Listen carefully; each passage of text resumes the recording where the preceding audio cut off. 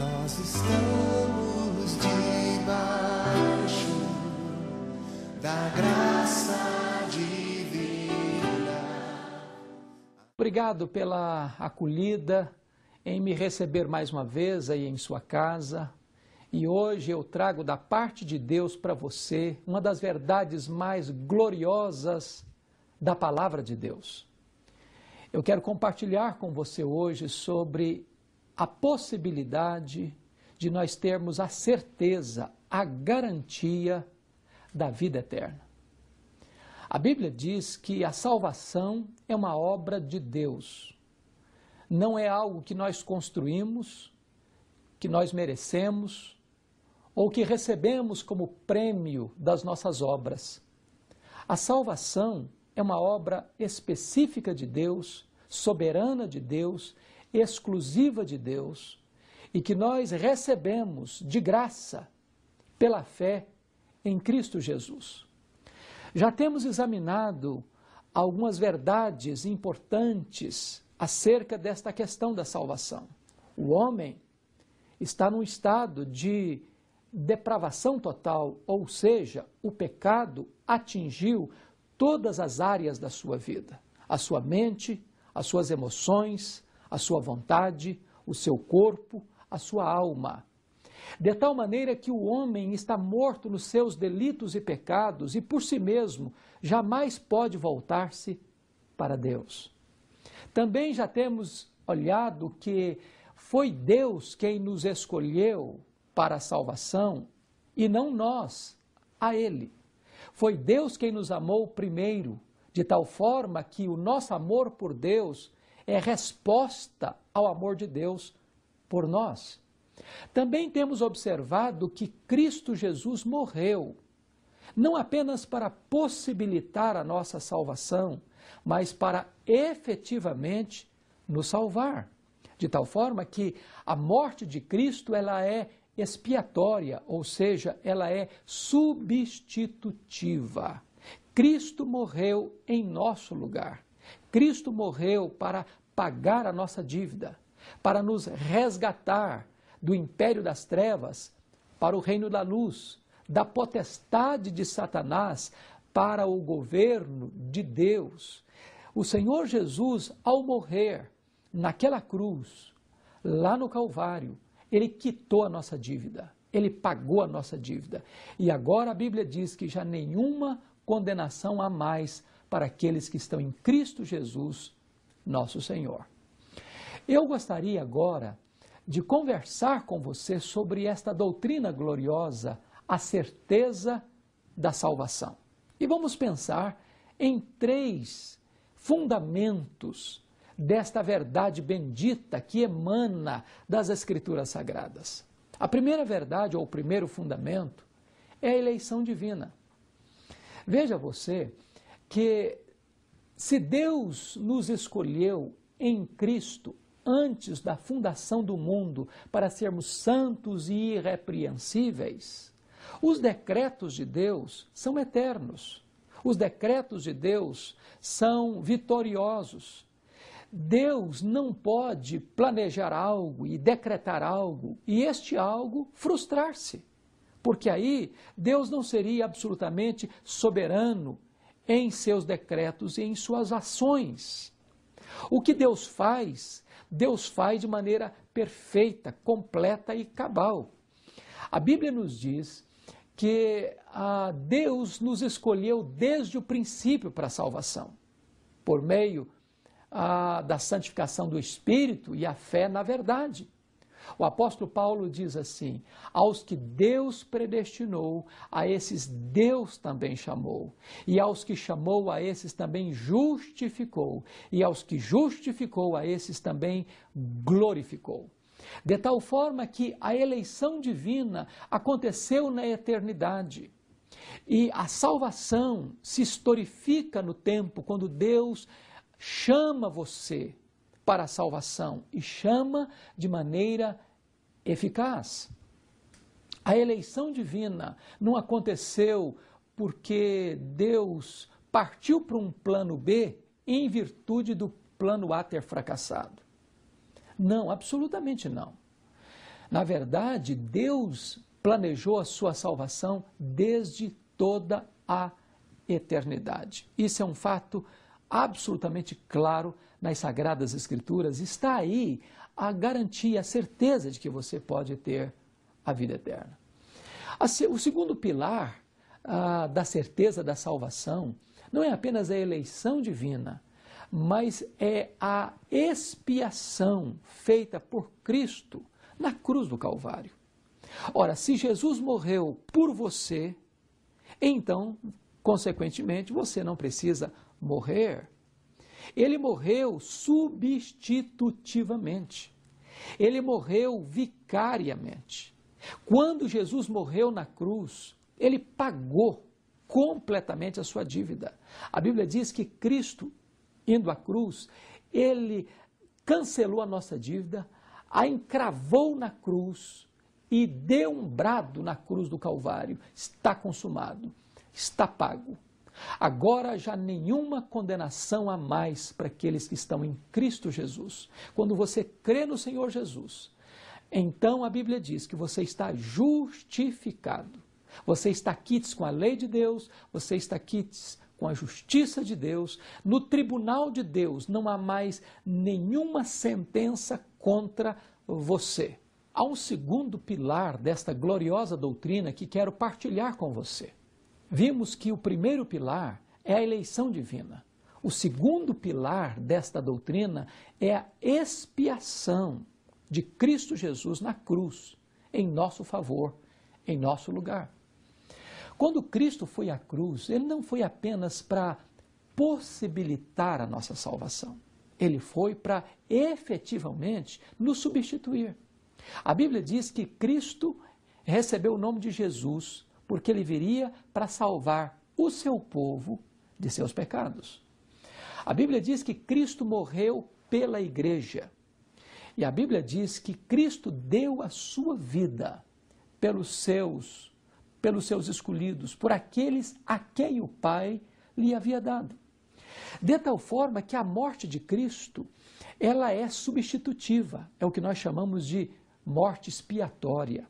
Ele morreu em nosso lugar, em nosso favor, para quitar a nossa dívida, para pagar a nossa dívida, para cancelar os nossos pecados e para nos justificar diante de Deus. Este é um ato legal, forense, judicial, que aconteceu no tribunal de Deus. Na verdade, quando Cristo morreu na cruz, a Bíblia diz que ele pegou o escrito de dívida que era contra nós, o anulou e o encravou na cruz e deu um brado dizendo: está consumado, está pago. Isso significa que diante do tribunal de Deus, você que crê no Senhor Jesus, não deve mais nada. Você está quites com a lei de Deus e com a justiça de Deus. Não há mais condenação contra você. Você que creu no Senhor Jesus. A Bíblia diz assim: quem intentará acusação contra os eleitos de Deus? É Deus quem os justifica. Quem os condenará? É Cristo Jesus quem morreu, ou antes quem ressuscitou, o qual está à destra de Deus e também intercede por nós. Não há possibilidade de você perder a salvação se você creu em Jesus, porque aí você recebeu a vida eterna. Você recebeu a remissão dos seus pecados. Você está justificado. Você foi transferido do status de réu, de filho da ira, para o filho do amor. Agora você é filho de Deus, herdeiro de Deus, ovelha de Cristo, habitação do Espírito Santo de Deus. Agora você é a menina dos olhos de Deus, a herança de Deus, a delícia de Deus. Agora o seu nome está escrito no livro da vida. Você agora está nas mãos de Jesus. E Jesus disse, a Bíblia diz, das mãos de Jesus, ninguém pode arrebatar você. É impossível que você seja, então, filho de Deus de manhã e filho do diabo à noite. Que você esteja indo para o céu de manhã e indo para o inferno à noite. Não há essa possibilidade de você estar nessa corda bamba de insegurança. Deus lhe garante a vida eterna pela eleição na eternidade e pela obra de Cristo em seu favor na cruz do Calvário. É bem verdade que você pode até ter dúvida da sua garantia de salvação. A garantia da salvação não passa nem mesmo pelo seu sentimento. Vamos imaginar que você creu no Senhor Jesus. E por uma questão de orientação doutrinária, você não tem essa certeza. Mas o fato de você não sentir essa certeza não anula o fato de você ter a salvação garantida. Porque a certeza da salvação não passa pelos sentimentos do seu coração, mas passa pela obra de Deus por meio do seu Filho Jesus Cristo em seu favor. Por outro lado, é possível que uma pessoa tenha uma falsa certeza e, na verdade, não seja salvo. No Sermão do Monte, Jesus Cristo disse que muitos no dia final vão dizer: Senhor, Senhor, porventura não fizemos milagres em Teu nome? Porventura não expelimos demônios em Teu nome? Porventura não profetizamos em Teu nome? E Jesus vai dizer para essas pessoas: apartai-vos de mim, vós os que praticais a iniquidade, eu nunca vos conheci. Ou seja, a garantia da salvação não é tanto pela questão do sentimento, mas é por questão da obra que Cristo fez e se você verdadeiramente creu no Senhor Jesus.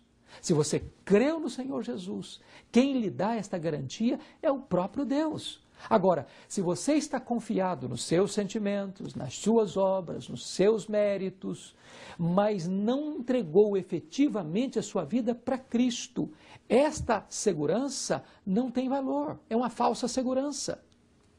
Nós precisamos estar fundamentados, firmados naquele que é o fundamento, que é Cristo Jesus, o nosso Senhor. A Bíblia diz assim: aquele que começou boa obra em vós, há de completá-la até o dia de Cristo Jesus. Que verdade bendita é esta? A possibilidade de você ter a segurança, a certeza da vida eterna. Talvez você questione assim: pastor, mas essa doutrina é perigosa.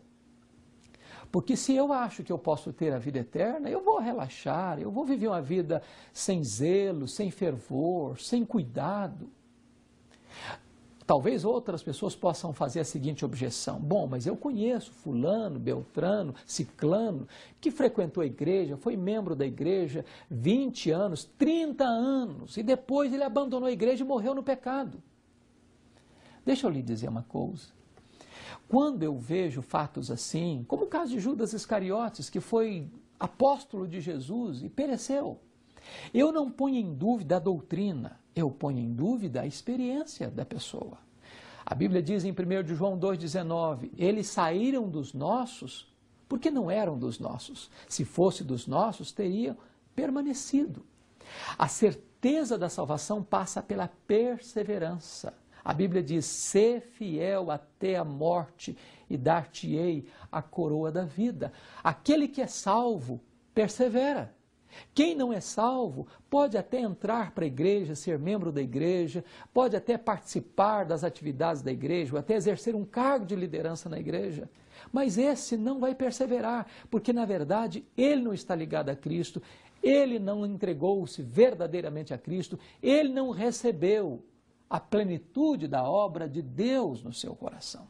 Por isso, eu quero falar para você sobre o terceiro fundamento dessa certeza. E o terceiro fundamento dessa certeza é o selo do Espírito Santo de Deus. A Bíblia diz que aqueles que creem são selados com o Espírito Santo. E o selo do Espírito Santo é um sinal de quê? De propriedade.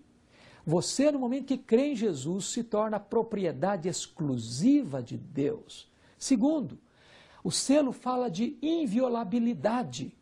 Quando se recebe o selo, significa que esta propriedade é inviolável. Quando você crê em Jesus, ninguém mais pode violar esta obra de Deus na sua vida. O Espírito Santo de Deus é dado a você como selo e como penhor, ou seja, como entrada de uma obra que Deus já começou e que vai concluí-la até o dia final. Qual é a bênção de você ter essa certeza? É o descanso. Você não fica perturbado. Você não fica dependendo dos seus sentimentos e das suas emoções. Você então dá glória a Deus pela obra tão perfeita e bonita e gloriosa e segura que Ele realizou na sua vida. Longe disso, de estimular você a viver uma vida de santidade, de consagração, isso levará você aos pés do Salvador, isso levará você a glorificar a Deus por tão grande salvação que Ele lhe deu. Se você creu no Senhor Jesus, então desfrute desta alegria, desfrute desta certeza. Agora, se você ainda não se entregou a Jesus, esta palavra também é para você. Porque você pode receber agora, de graça, esta salvação, colocando a sua confiança em Jesus, colocando a sua fé no Filho de Deus. E nesse momento, então, você pode receber o perdão dos seus pecados, você pode receber o dom da vida eterna, você pode ter a garantia de que o Espírito Santo selará você para o dia da redenção, você pode ter a certeza de que seu nome estará escrito no livro da vida. Eu quero orar com você. E eu gostaria de orar por duas razões. Primeiro, se você não entregou o seu coração para Jesus ainda, agora é o momento de você fazer isso.